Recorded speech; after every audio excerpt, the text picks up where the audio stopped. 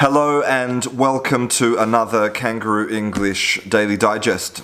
My name is Christian and today is Monday, best day of the week. It's actually a public holiday here today. It's WA Day and it's a time to celebrate all things Western Australian, like quokkas and football and meat pies. Today's Daily Digest, I'm going to try and take you on a journey. I'm going to take you on a journey all the way from Germany, okay? All the way from Germany and through Europe and then across the Atlantic to America. Quite ambitious today.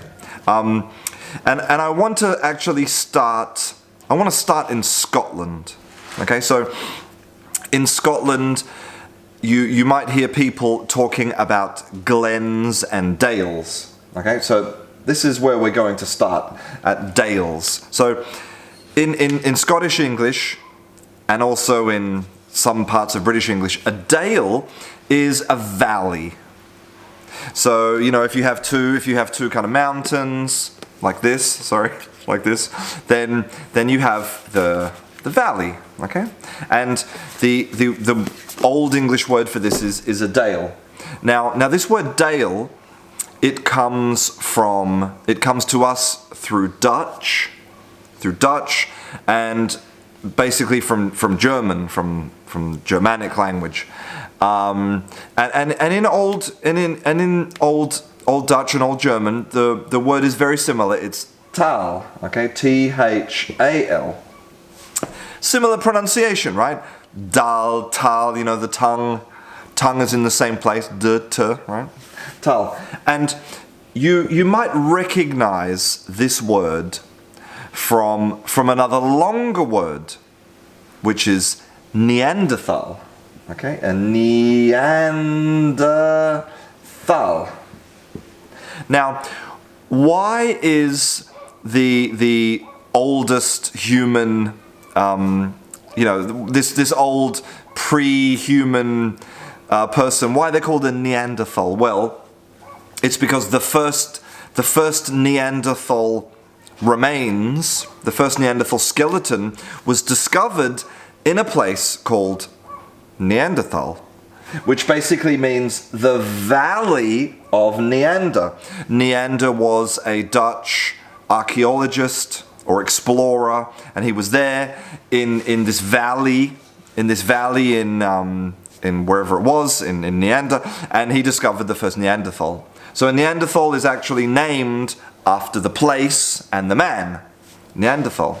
Now, there's another famous valley, another famous tal that maybe you don't know about, okay? And it's called Joachimsthal, okay?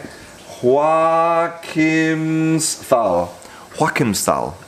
Now, Joachimsthal is a famous place because you probably use this word every single day and you don't even realize, okay? So, hundreds of years ago, in the 1600s, Joachimsthal was a very famous mine. And from this mine, they used to collect silver. And they used the silver from Joachimsthal to make money. They used to make these silver coins, right? And because the silver coins were from Joachimsthal mine, they called these silver coins, they called them Joachimsthalers. Okay, Joachimsthaler, because the little ER shows like possession. But that word has a lot of syllables. Joachimsthaler, it's got 4 syllables. And people are lazy, right? So they wanted to try and compress the name of this silver coin. They wanted to compress it and make it easier to say. So they just called it a thaler, right? A thaler. Do you see where I'm going with this? Okay? So suddenly we had these silver coins called thalers, and that brings us back to this, the TH and the D, same mouth position. Tala becomes dala. And that's where we get the word dollar. Tala becomes dala, which becomes dollar. So every time you talk about an Australian dollar or an American dollar, that's where it came from. The same place as Neanderthals, from the valley. And that brings me to the next thing I want to talk about, which is about Americans and their special way of being independent, right? So, you know, Americans are famous for being almost the opposite of Britain. Like, Americans drive on the other side of the road. Americans are contrary to other countries in lots of other ways.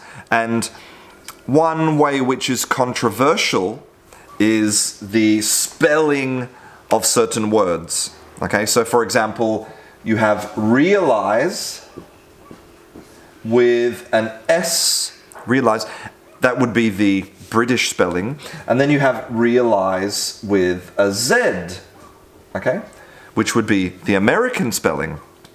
Now, I don't know if you saw this recently in the news, but in the news there was this great article on The Guardian that says, "Eyes on the prize, is Prince Charles the last guardian of British spelling?"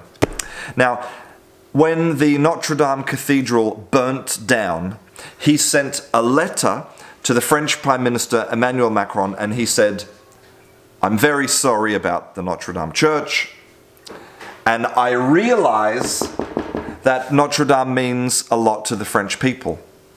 But in this letter, he wrote I-Z-E, he wrote realize. And the British people were very upset about this. They said, "What's happening to the English language when the royal family are using American spellings? The English language is doomed." But here's the thing. The truth is that I-Z-E is actually the older spelling.